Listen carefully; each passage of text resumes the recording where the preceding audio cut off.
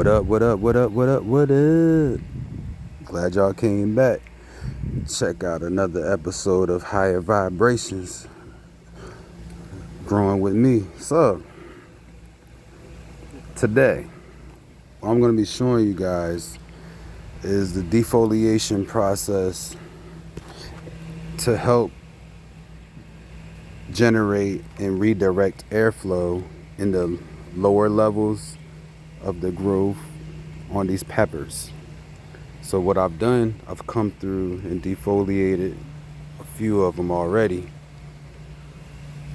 But what I'm going to show you now is, see right here, this section right here, just going to pinch it off just like that.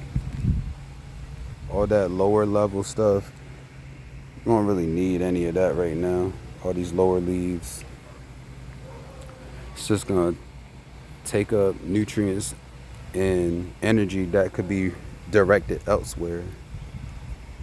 Mainly for fruiting and flowering when it comes to producing the peppers. So that's why you want to get in here and defoliate as much as you can when needed.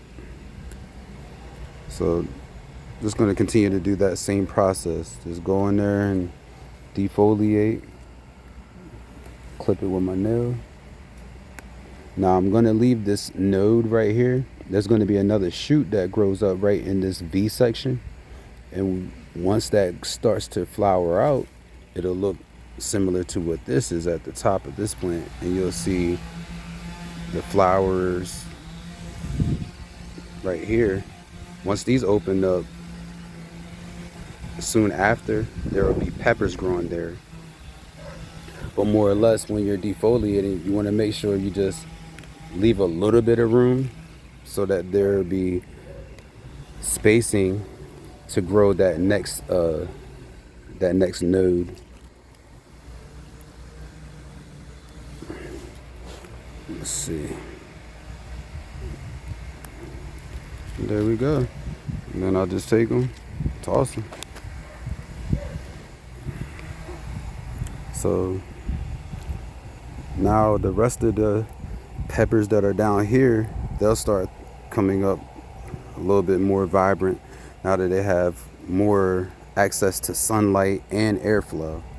So everything that's lower can start thriving again. Let's see. Take this off. I don't need that. And right here. Yep. One more. Let's see. Yep. So that's the defoliation process. It's easy as that. You don't want to take off too much. Some people might say, oh, you took off too much, blah, blah, blah. Yeah, sue me. It's my garden. I do what I want.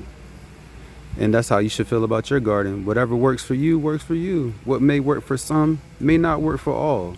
But you got to get out there and figure out what works for you and what you're obtain when it comes to gardening, or just in general, man.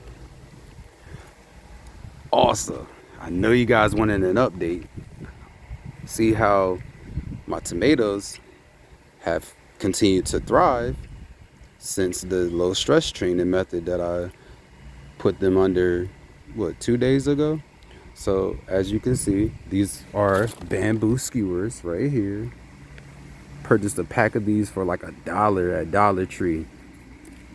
Literally, take those, crack them in half, and then you just place it right over top of that stem. You don't break the stem, you just lay it down. Just hold it in place, and then once you secure your bamboo skewer, it'll hold it right in place and it'll stay firm. Now, as you can see, all of the other growth has started redirecting itself towards the light, and the main branch is staying flat. This is the same training mechanism that you can utilize when growing cannabis. So for all of you people out there that are interested in growing cannabis, The same low stress training methods, super cropping methods, things of that nature. Oh, fimming and all of those types of training mechanisms and methods. You could grow tomatoes or peppers and start to utilize those same training mechanisms on your pepper plants and your tomato plants. Once you feel like you've mastered that, you can utilize those same techniques when you grow your cannabis. That way, you'll have the understanding of how it works. You'll kind of get used to how plants respond to these different training mechanisms. And then once you're actually ready for it, you can actually utilize those same methods with cannabis. And you can produce plants that harvest up to a pound a plant or more. You know, it's it's some amazing things that you can do with that plant. But enough of that. I don't want to ramble and hold y'all too long today. Just wanted to kind of give y'all an update of what's going on out here in the garden.